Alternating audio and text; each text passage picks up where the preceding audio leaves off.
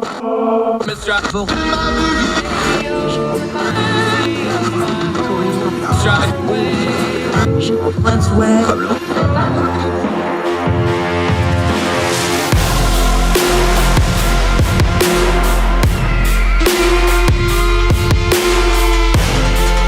your host, Andrew Donaldson. This is Heard Tell.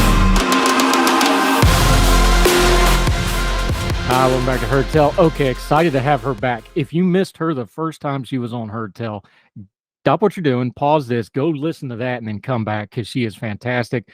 Thrilled to have her back. Finesse Morena Rivera, accomplished criminologist. She's a Young Voices contributor. She is really, really good on this stuff, getting past the buzzwords, getting to data on things like justice, on things like criminality, on things like social justice. I'm so thrilled to have you back. Thanks for the time. Thank you so much, Andrew. It's great to be back. All right, we're going to talk about a hard one today. We're going to talk death penalty.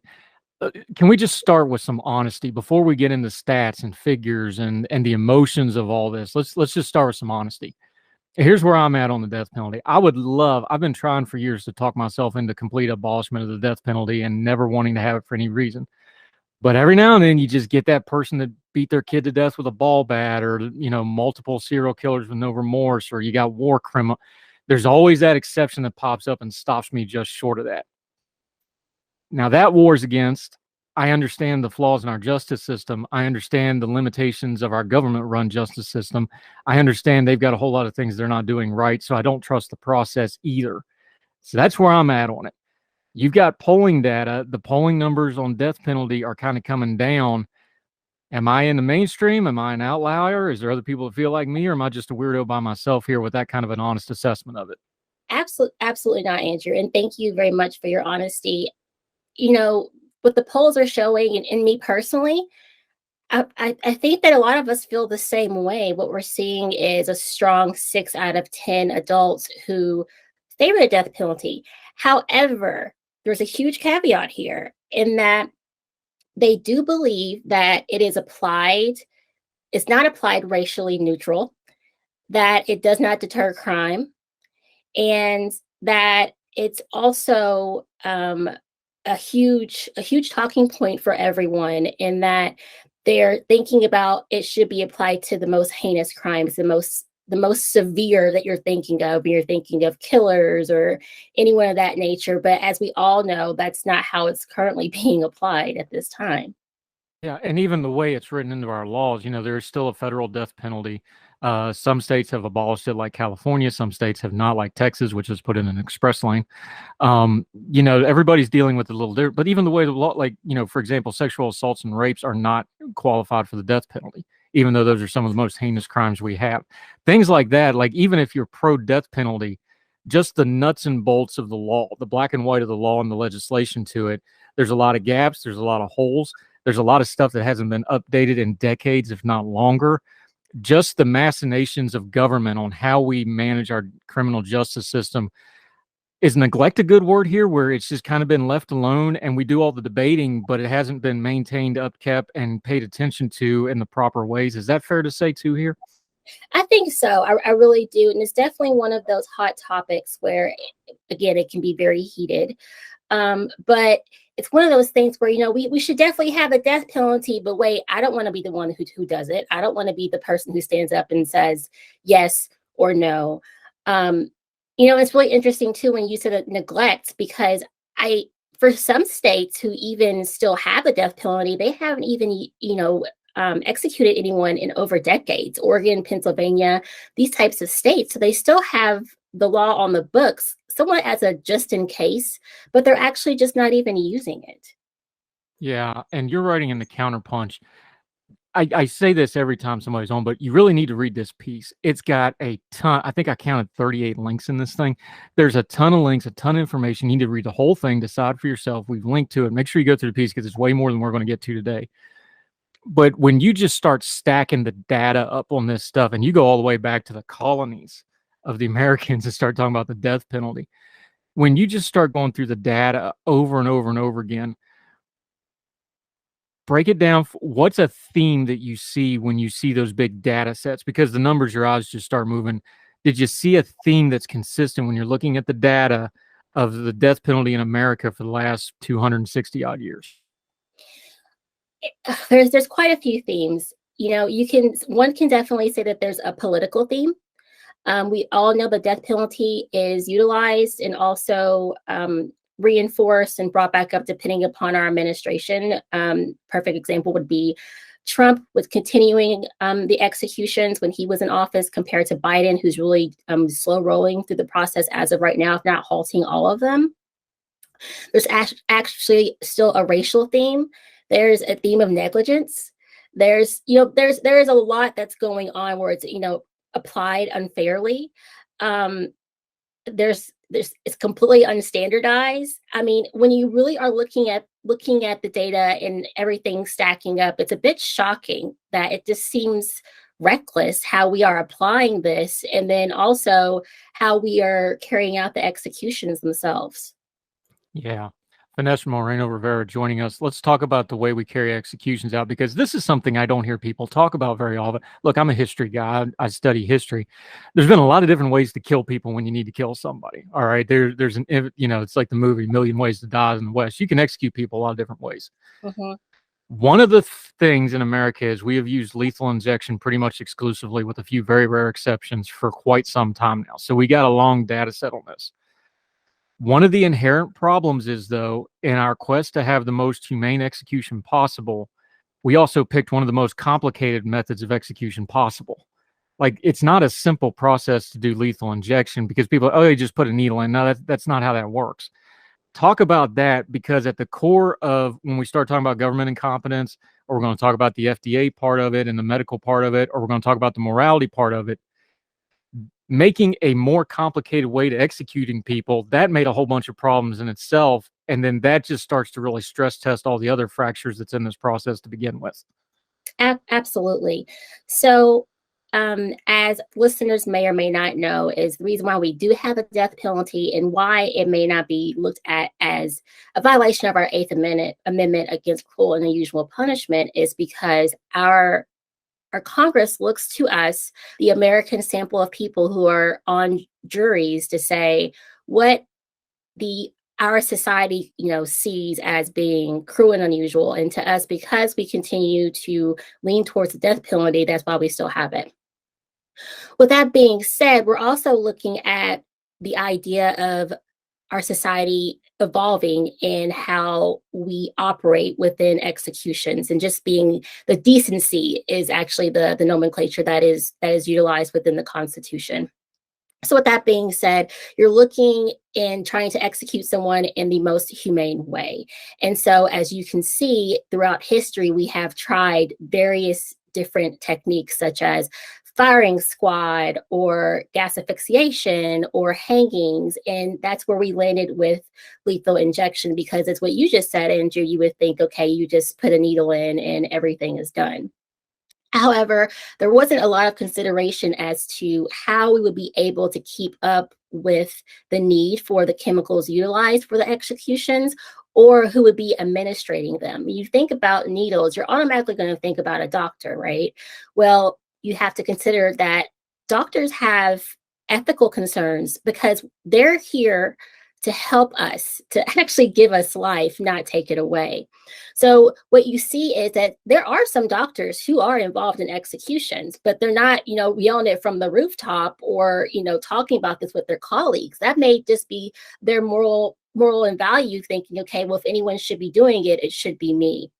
But what we're seeing a lot of is, with a lot of these stories, are that those who are participating in these executions are, there's plenty of autopsy reports that come out that, they're seeing multiple holes, they're missing veins. It's taking a very long time for individuals to pass, because of the products that they're using aren't what they're supposed to be. As I don't want to get too far ahead here, but the main problem with lethal injection is that we actually don't have the correct medicines to use, the correct combinations, in order to humanely execute someone.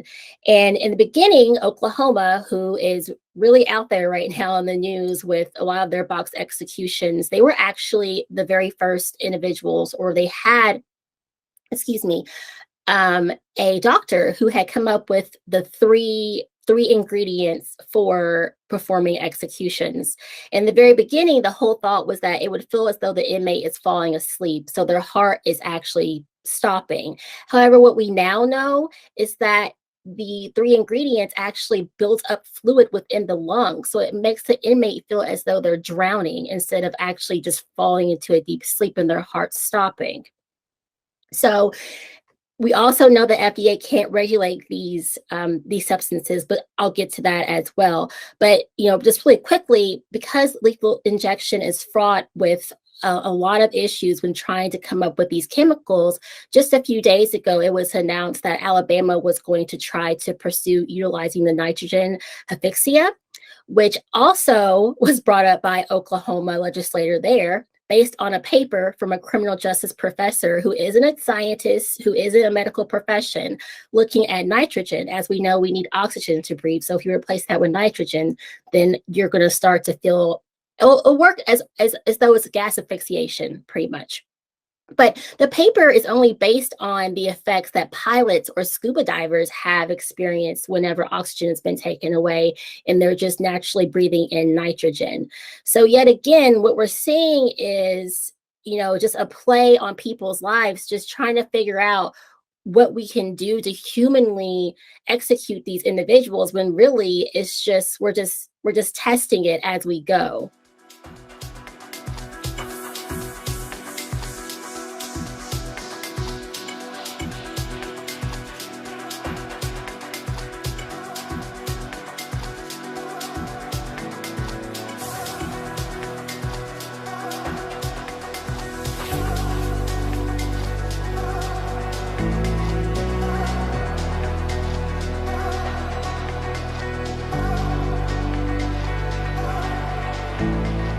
Yeah, Finesse Morena Rivera. I don't want to be macabre about it, and I don't want to be flippant about it, but let me just say it for the sake of the conversation, because this is a grown folk adult conversation about this topic. It's a tough topic. When you really get down to it, there is no humane way to kill another human being. You got to kill them. Like you have to stop them from living, whether it's in combat or whatever else. If you're going to kill somebody, you got to do it, and you got to follow it all the way through. And the problem is human anatomy and human physiology and medical science, that's going to be a little bit different for every single human person, because they chemically react to things differently. And people are tougher than some other people. And there's some medical science stuff that we just can't explain scientifically. We just can't. That part of it is where the morality of it comes in, is because you talked about the botched executions and how horrible they could be. You noted one in your piece that went over 3 hours trying to get it done. The fact of the matter is, though, how do we reconcile those two things? Because it's like, look, whether it takes 90 seconds or 90 minutes, you're still killing a human being. The morality of that is something that we can't quantify in all that data set you have. So how do we deal with that part of it? I think that's really interesting, because when it comes down to it, and I was really thinking about this and how to frame my thoughts, or even try to consider what others may be thinking when listening to this, or what others have thought, right? Like, again, this is a very hot topic. I think that this comes down to your values and your morals. And we know that shouldn't be a part of our criminal justice system, that truly should be apart from just looking at facts. But what it comes down to is that's what it is. We're actually saying it's okay to kill someone. And I think that a lot of people have a hard time accepting that and talking about that, because then you come into the conversation of thinking about, well, does that make me better than the person that we are executing? And at the end of the day, does it? I don't know. Maybe it does. Maybe it doesn't. Also, going back to what we're looking at, who are we executing? What have they done? Everyone's morals and values are different. And we also don't want to talk about, number one, the political lean, how these individuals are pawns. But then also, we don't talk about the religious aspect of it as well. Religion really does underscore a lot of our laws and a lot of our criminal justice system, whether we like it or not. We try to say that they're separate, but they're not. So, I think it comes down to morality and values to say that, yes, I'm okay with killing someone. And that may mean that you're not better than the person that we're executing. Yeah. Finesse Morena Rivera, is the heart of the problem of this debate, though, is it's one thing to say on Twitter or Facebook or even in a courtroom, because you just mentioned the judge still says it, God have mercy on your soul when you give the death sentence. It's still in there.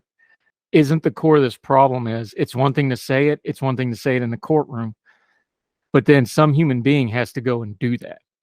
And I really wonder when we discuss this, and I do it all the time, like somebody does something is like, yep, put them under the jail. That's a horrendous crime. And we all have that natural reaction. I wonder if it would change how we view this debate if we just skip ahead to the parts like, okay, this person has done something so bad that they need to be removed from society for the good of society. Are you willing to do the deed to get that done? Because I think that changes the whole perception on the whole thing right there.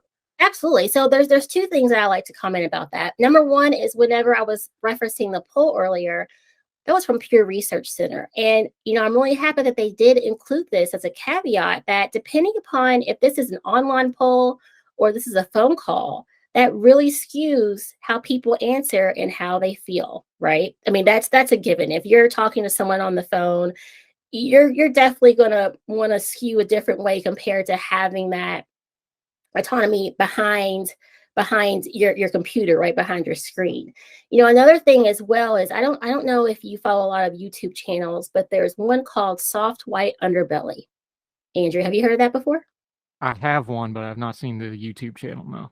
Okay, so Soft White Underbelly is made from, I want to say his name is Mark Leda. And what he does is he primarily operates out of California and talks to individuals on Skid Row. He talks to people who are drug addicts. He'll talk to Johns. He'll talk to pimps plus with their prostitutes. He'll talk to prostitutes. He'll talk to gang members. He'll talk to people who have been shot. He'll talk to kids who are homeless. He does follow-up on individuals. I mean, it's absolutely amazing. And what's great about this channel compared to something like Intervention on A&E, which I think is completely exploitive and you really don't learn anything, is that it really shows you empathy. It shows you as a person watching, society and who an individual is. It's almost humanizing. So just yesterday, I pulled up his channel and he had an interview with a warden / executioner. And I mean, this guy was from Alabama, very straightforward guy, seems, no whistles and bells. And, when Mark said, what does it feel like to have to execute someone? And he said, I don't lose any sleep about it. It's my job. And when the clock strikes 12, I hit that button and it's done. Because what they had was an electric chair. But the one thing that stuck with me is that he said that I treated them as a human being up to that single point. Me and my guards, that's what we did. And he said the number one thing and the reason why he could sleep at night is because that he knew that person, without a doubt, was responsible and that needed to be sentenced to death. And he said 9 times out of 10, these individuals would confess right up to the point they're walking to the chair. And I think that also is a great segue as well. We're talking about the Innocence Project, but that's a whole nother topic. But again, check that out, Soft White Underbelly. You could tell too, it wasn't something that he looked forward to, but it was something that needed to be done at the end of the day. But that was his job, right? We're not talking about people who just sign up, who just want to experience it, which I think is completely unethical. But that's also another story.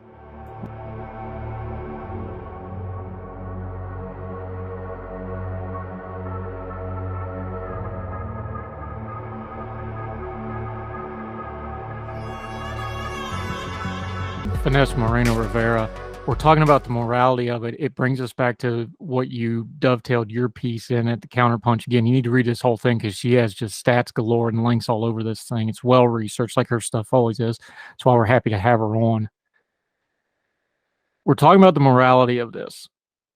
The fact of the matter is, part of the morality of being able to execute someone is, well, we followed the letter of the law. You make the law the bad guy. Okay, the court, a jury of his peers and the court and the legal system and all the appeals, we should have our hands clean in this execution because the entire justice system says this needs to happen. We can't say that with a straight face right now because the way the drugs are set up, the way the process is set up, the way the laws are set up, and you detailed in your piece to great detail, pretty much every execution right now is in some shape or fashion going outside of the written letter of the law to get done. And that's just Absolutely. the fact it is right now.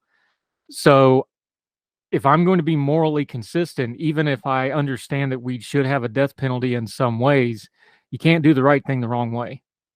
So just the morality of it not being done correctly brings us right back to this moral imperative of we have to fix this system or we need to not do it until we get it fixed. Absolutely. Absolutely. Because as of right now, we are operating outside of the law just to get these executions done.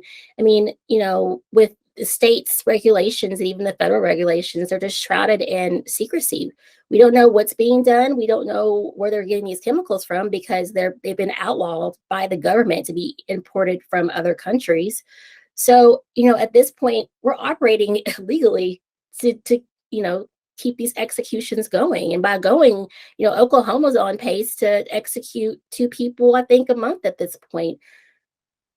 And they have continuously been in the media for botch executions as well. Yeah, Finesse Morena Rivera joining us.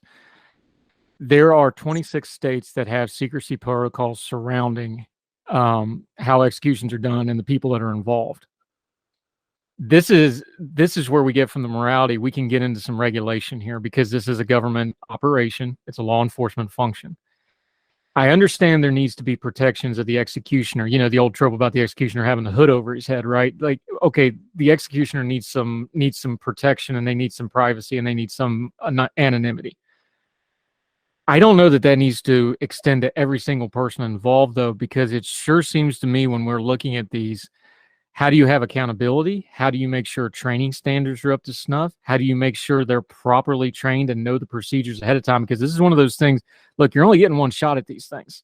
Like, this isn't like something like, oh, we'll just do it again tomorrow if it doesn't work, right? You're there for the duration. And like you had this horrific botched execution that took 3 hours.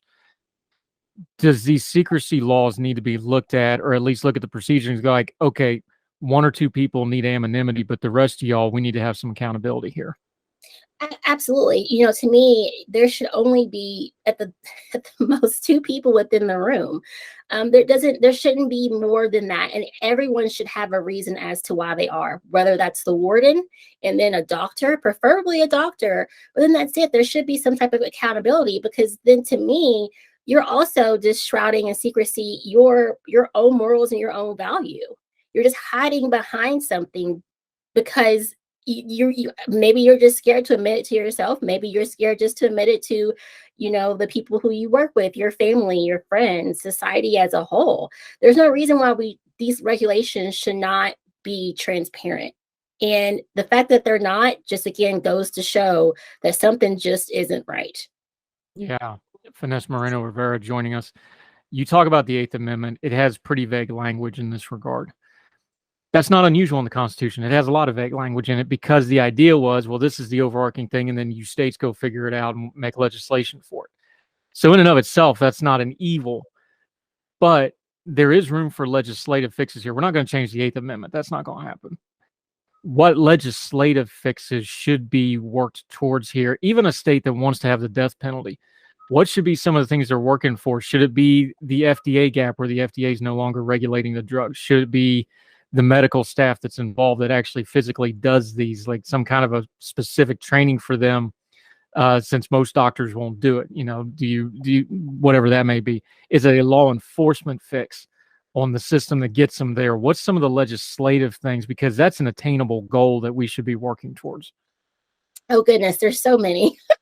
So if we were to start at the very beginning, let's just look at how states' judicial systems are set up. So a perfect example, Andrew, you mentioned earlier Texas, because they are way ahead of any other state. I believe it's Texas for, and then Virginia for the most executions.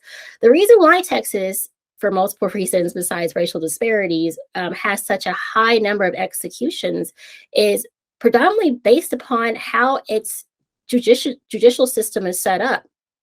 So number one being they have elected officials, and those elected officials are going to really be the voice box for, the population, which for Texas, they have a lot of proponents for death penalty. Number two would be that they don't have a public defense system set up. So whenever someone who can't afford an attorney has a capital case and they're sentenced to death, they are using a court-appointed attorney who may not have or may not be as seasoned with, capital offense cases, such as working with someone who's been on the, about to go on the death penalty, they're overworked, list goes on. But, another interesting thing too, is it wasn't until the 90s that Texas allowed for jurors to consider mitigating evidence. Mitigating evidence, as we all know, is a huge factor, because that's, including things such as your mental health or anything from your youth. I know that the Florida shooter, there's a case going on right now, or excuse me, a trial.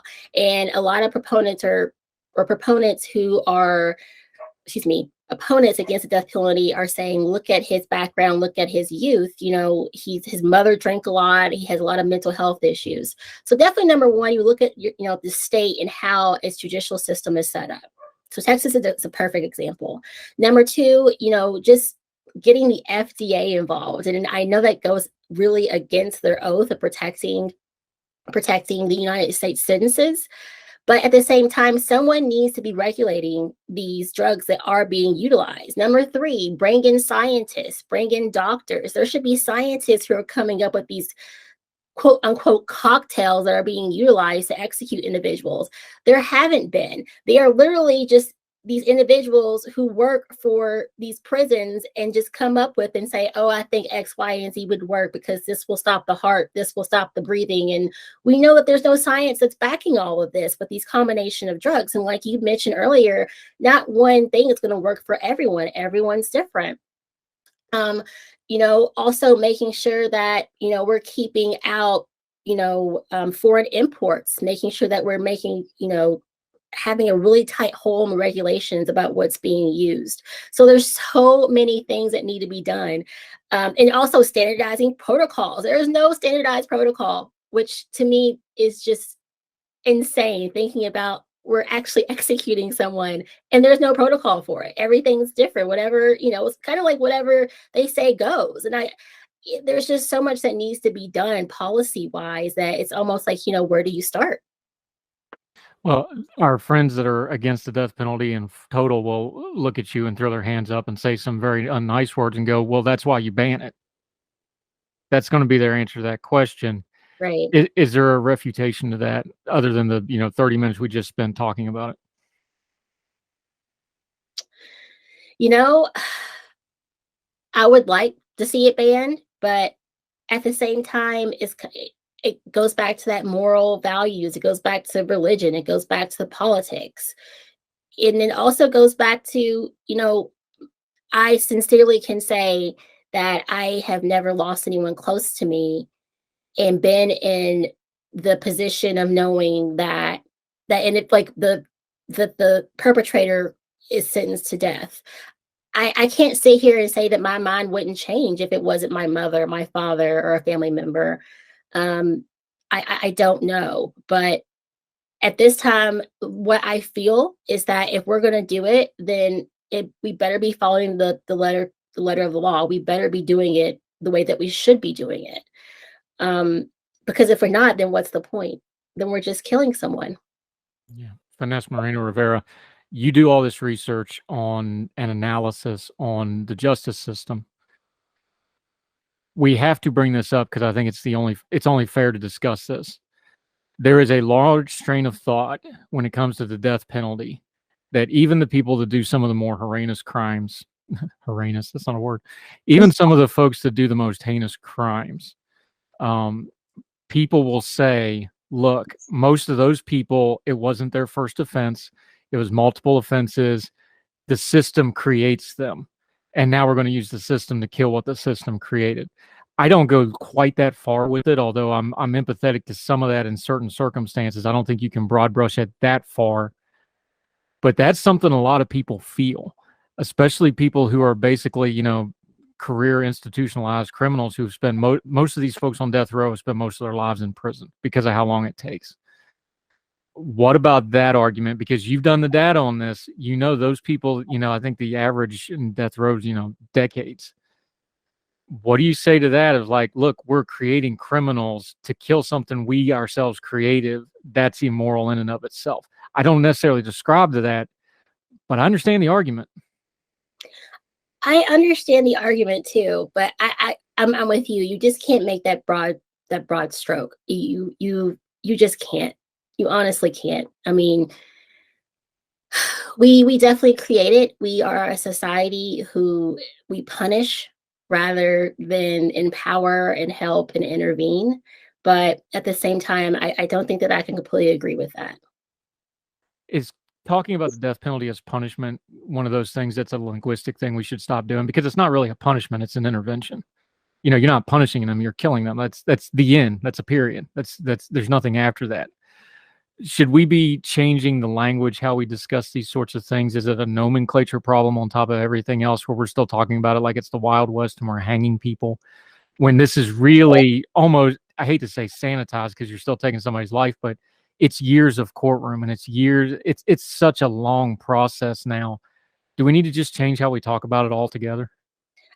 Absolutely. I think that we all need to just sit down and be honest with each other and, say what it is. You are taking someone's life. You are killing someone at the end of the day. This is what we're doing. I mean, it's a long process. I mean, that takes a lot of money.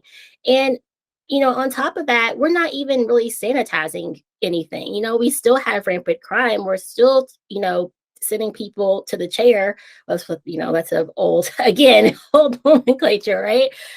It's not an intervention. It's not sanitizing anything. We still have criminals, every single day doing horrible things, and it's not deterring them. I mean, there's plenty of research that's out there that's saying it's not a deterrence. We are literally just killing someone just to say an eye for an eye.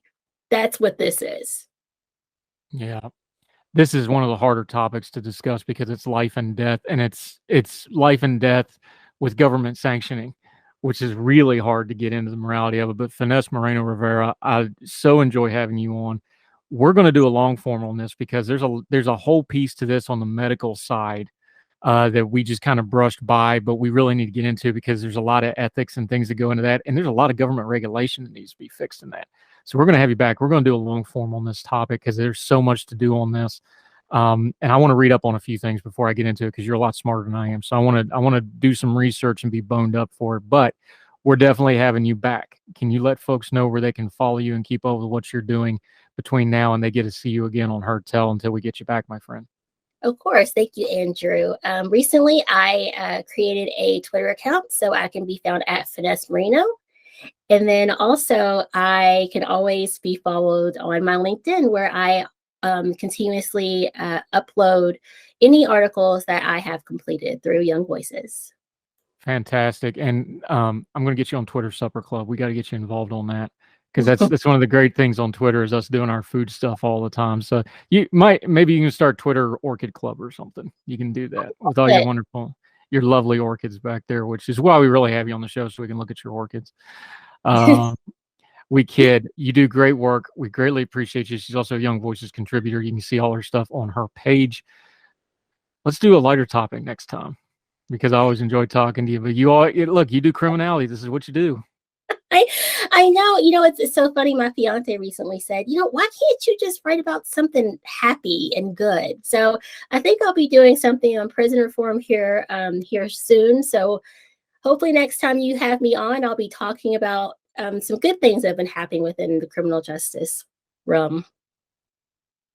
We all need some good news too, so that'll be great. Finesse Morena Rivera, you are fantastic, madam. Thank you so much for the time today. Thank you, Andrew. Thank you.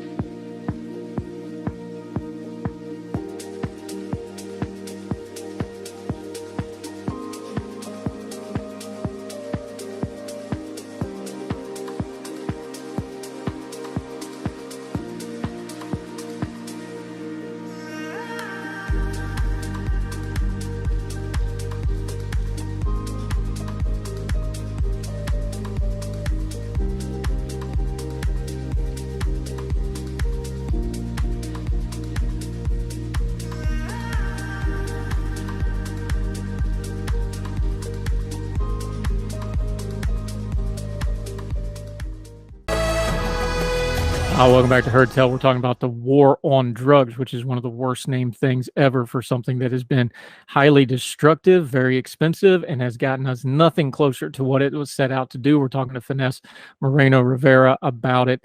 Let's talk some of the policy stuff here. You walked us through it in your piece, and Blavity, we're linking to it like we always tell you. Please read the entire piece for yourself. And she links to a lot of source documentation that you also need to read up on this. Look, information is the key to a complex issue, and this has a lot of information in it. Before we get to Biden, you already mentioned him. Let's back up. The Trump administration in 2018 did some temporary class widening scheduling of fentanyl stuff. This has repercussions, but for folks that don't know, when we're talking about the drug classes and that sort of thing, what is it and what does it mean when they do things like that? Usually what this means is that they can be very much harsher punishment for individuals, no matter the weight or the amount of the given drug.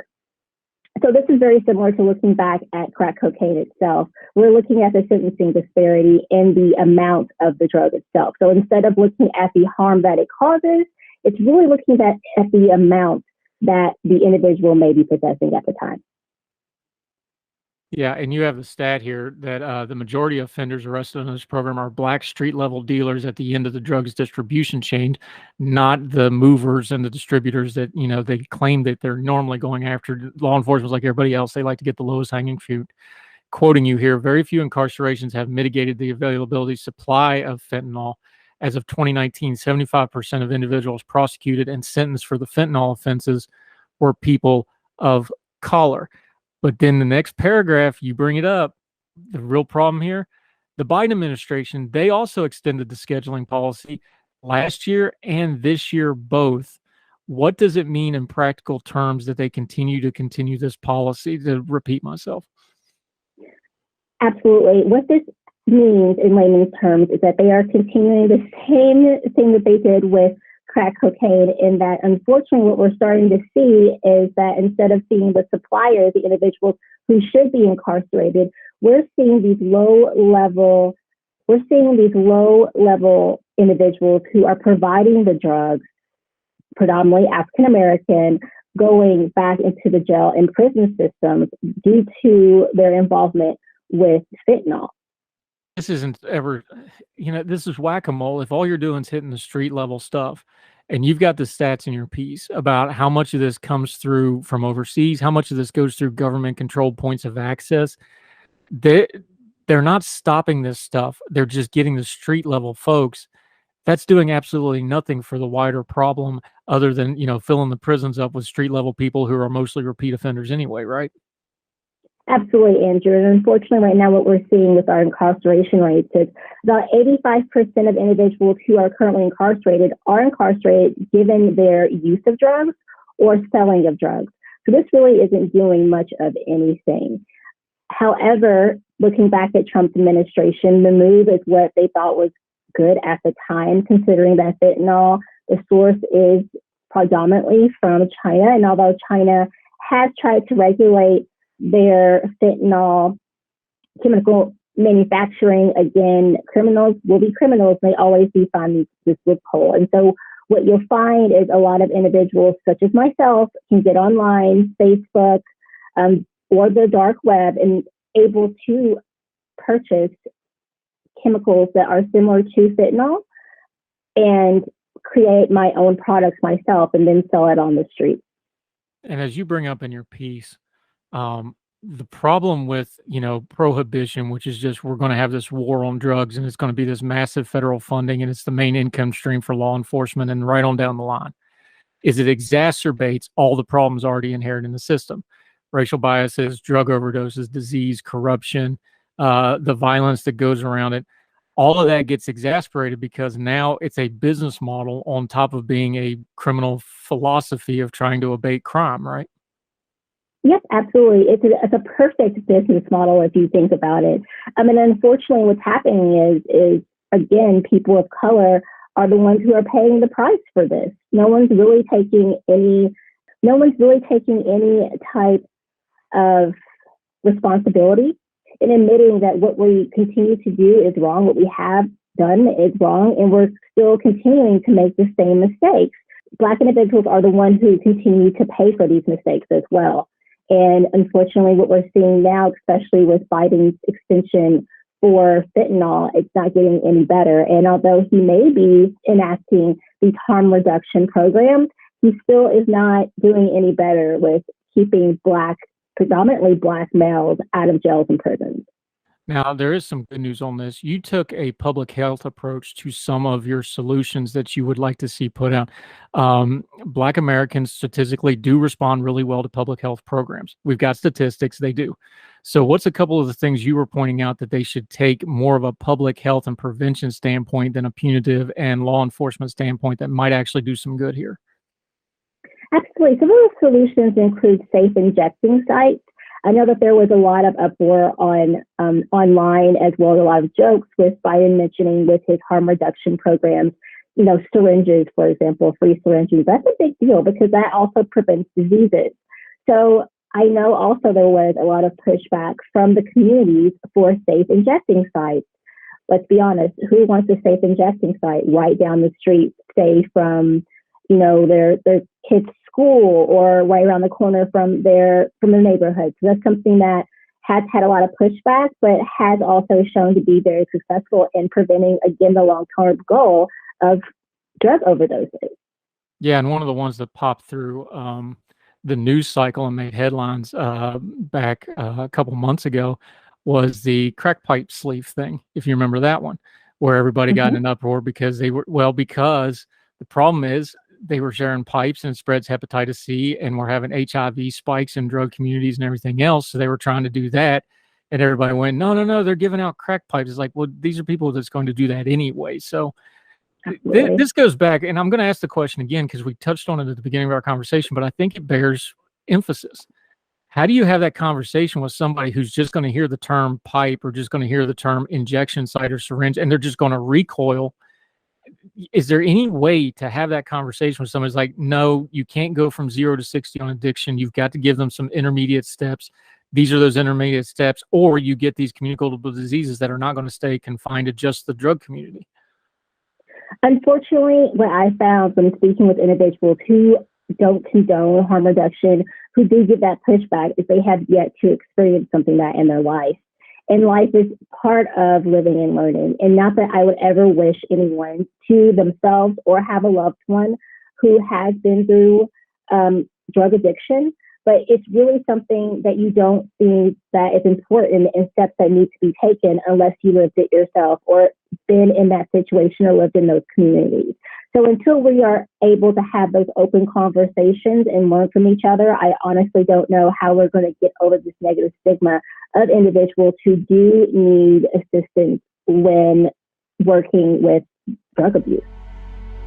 Now let me see you go off like a bomb.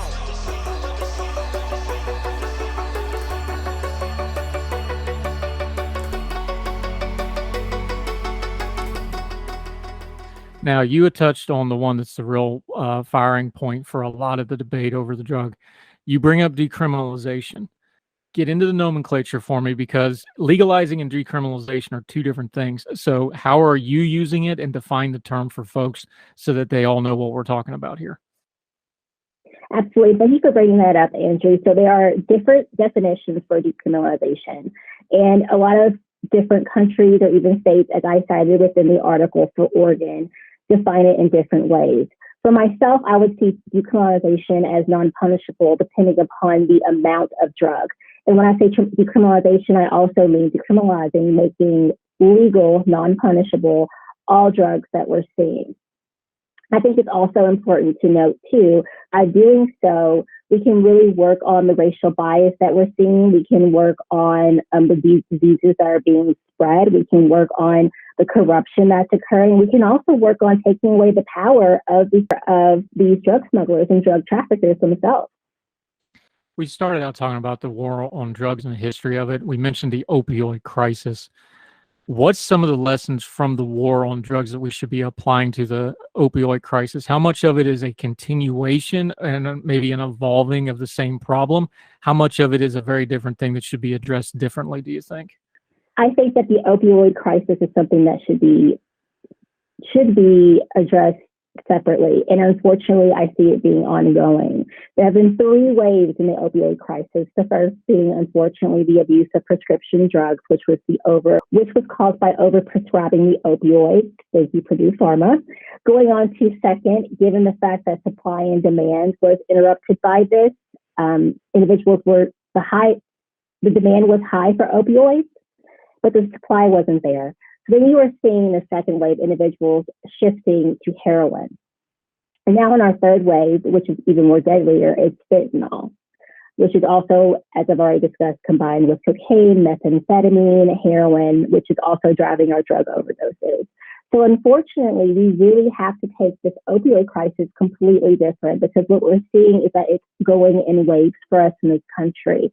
And as of right now, we are starting to shift primarily into a fourth wave, where I do believe that instead of being reliant upon opioids such that are plant-based in themselves, we're going to start seeing a lot more deaths, as we have already seen with fentanyl, that are man-made. I really do think that we're starting to make a move because of opioids into a more synthetic space for drug use. And that's just going to become even more deadlier for us. Yeah, it's going to be more deadly for the people. And it's going to be a whole lot harder to police, because now you don't need a supply chain. You can make this stuff in your sink. It's going to be a real big mess. Let's round this off this way. Finesse Morena Rivera joining us. How do we understand the federal government is a leviathan, and it's hard to get a hold of it for any good reason whatsoever. What can the average person do to start talking about this? I'm talking about on their social media. I'm talking about amongst their friends and family when these things come up, maybe in their communities when they're having, a community meeting about, we just had it in Parkersburg, West Virginia, where they shut down trying to get a rehab facility built, even though they badly need one because the residents freaked out. Stuff like that.